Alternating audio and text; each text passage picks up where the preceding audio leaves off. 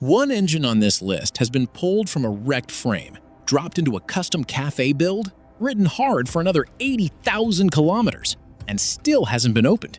Not rebuilt, not bored, not touched. And it's not the one you're expecting. Most people chasing the cafe racer aesthetic focus on the looks, the clip-ons, the seat cowl, the headlight.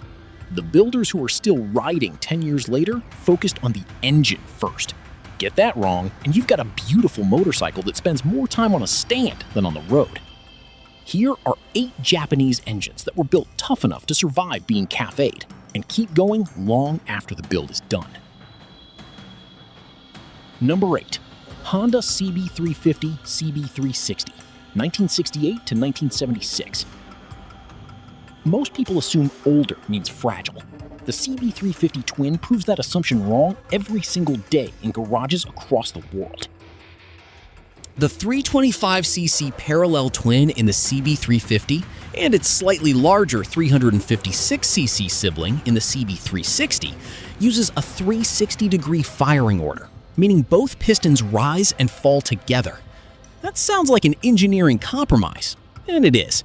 But it also means the bottom end experiences perfectly symmetrical load cycles, which reduces the kind of uneven crankshaft stress that kills older engines prematurely. These cranks don't flex unevenly, they just spin. Valve adjustment is the one non-negotiable on these engines. The CB350 runs an SOHC layout with manual valve adjustment required every 5,000 kilometers. Ignore it past 8,000 and you'll start burning exhaust valves. A $200 to $400 repair that's entirely avoidable. Keep the valves in spec, run 10W40 conventional oil, and this engine will handle cafe racer abuse. Higher revs, longer sustained RPM, better than most people expect from a 50-year-old design. Number 7. Yamaha XS650, 1968 to 1969. And this next one has a following so devoted, it has its own dedicated parts industry, which tells you everything about how long these engines last. The XS650's 653cc parallel twin is essentially Yamaha's answer to the British twin, and it outsurvived most of them. The engine uses a 360-degree crank like the British bikes it was designed to compete with, but adds Japanese manufacturing tolerance that the British industry simply couldn't match in the 1970s. Gaps are tighter, fits are more consistent, oil stays where it's supposed to. The XS650 does have one known weakness: the cam chain. On unrestored examples with original chains, stretch becomes an issue after 40,000 to 50,000 kilometers. The symptom is a rattling sound on cold start that disappears once the engine warms up. Don't ignore it. A replacement DID or RK cam chain runs about $35, and a tensioner upgrade from Mike's XS, the most respected XS650 parts supplier in the world, costs another $45. Do both at the same time. After that, this engine is essentially bulletproof for cafe use. Number 6. Honda CX500, 1978 to 1983. Now this one might surprise you, because the CX500 is ugly. Genuinely, objectively ugly in stock form. But underneath that strange transverse V-twin layout is one of the most overbuilt small engines Honda ever mass-produced. The 496cc OHV V-twin uses hydraulic valve adjusters, meaning it self-adjusts. No manual valve clearance checks. Ever. That single design decision removes the most common maintenance failure point on vintage cafe builds: owners who forget to check valves. The hydraulic system doesn't forget. It compensates automatically as components wear. The liquid-cooled cylinder heads, unusual for the era, mean the CX500 runs dramatically cooler than air-cooled competitors in the same displacement class. Sustained high RPM cafe riding generates heat. Engines that run cooler live longer. Builders who swap the stock bodywork for a bikini fairing and a solo seat end up with an engine that genuinely doesn't care how hard it's ridden. Reports of 100,000 kilometer CX500 engines are common. Reports of them needing headwork before that threshold are rare. Number 5. Kawasaki Z650/Z750, 1976 to 1981. If you've been building cafe racers for more than 2 years, this one is definitely about you. Because the Z650 is the engine that experienced builders reach for when they want reliability without sacrificing character. The 652cc DOHC inline-4 in the Z650B and C series produces 64 horsepower stock, more than enough for a lightweight café build, from an engine that was designed with serious mechanical headroom. Kawasaki's engineering team in the mid-1970s was obsessed with proving they could outspec the competition, and the Z650 benefited from that obsession. The bottom end is overbuilt for its displacement. The rod bearings run on a crank journal diameter more typical of a 900cc engine. The one issue is oil pressure at idle on high mileage example. Number 4. Honda CB550 or CB550F from 1974 to 1978. But the reason why this engine outlasts its more famous siblings is what most cafe builders get completely wrong. Everyone talks about the CB750 as the benchmark, but the CB550's 544cc inline-4 is lighter, revs faster, and critically runs cooler because it's moving less mass at the same RPM. In a cafe build where weight reduction is the whole point, you're not just getting a lighter engine, you're getting an engine that thermally benefits from the same characteristics that make it fun to ride. The CB550 uses the same basic architecture as the CB750, but with one meaningful difference.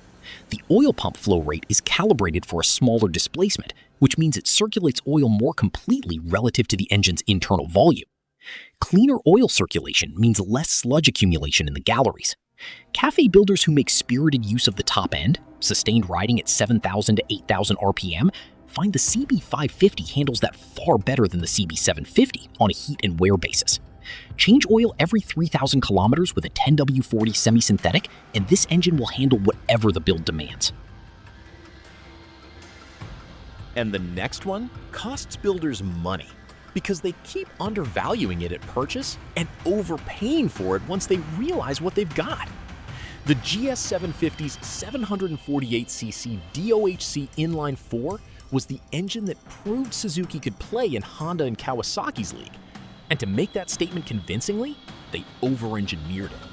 The cylinder head uses a twin-cam layout with a two-piece camshaft design that allows individual cam replacement without splitting the cases, a serviceability feature that most manufacturers didn't adopt until a decade later.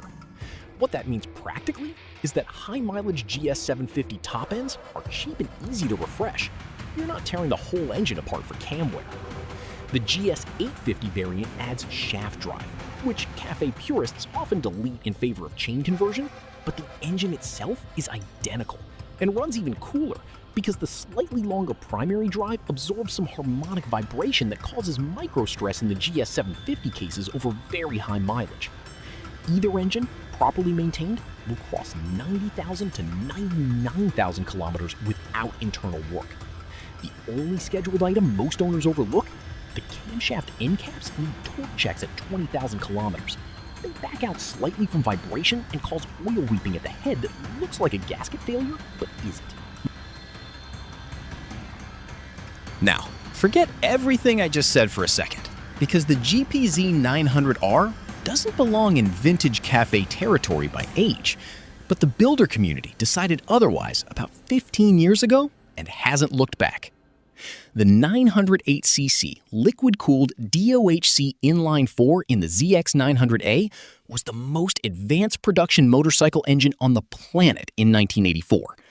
It introduced the narrow-angle cylinder layout that allowed the engine to sit lower in the frame, dropping the center of gravity, a design principle that every major manufacturer copies today.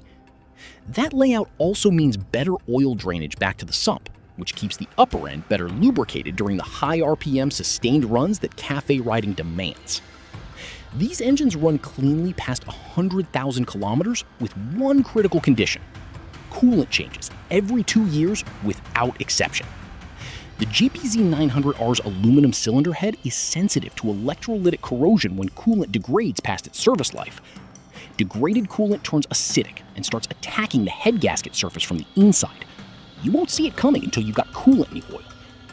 Fresh coolant every 24 months costs $20. A head gasket job on a GPZ900R costs $400 to $600 in parts alone. The math isn't complicated.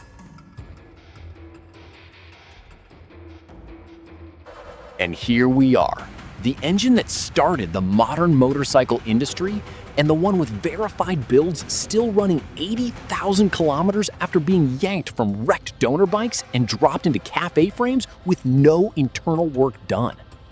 The 736cc SOHC inline 4 in the CB750K series is the most documented, most analyzed, most parts-supported vintage motorcycle engine ever built.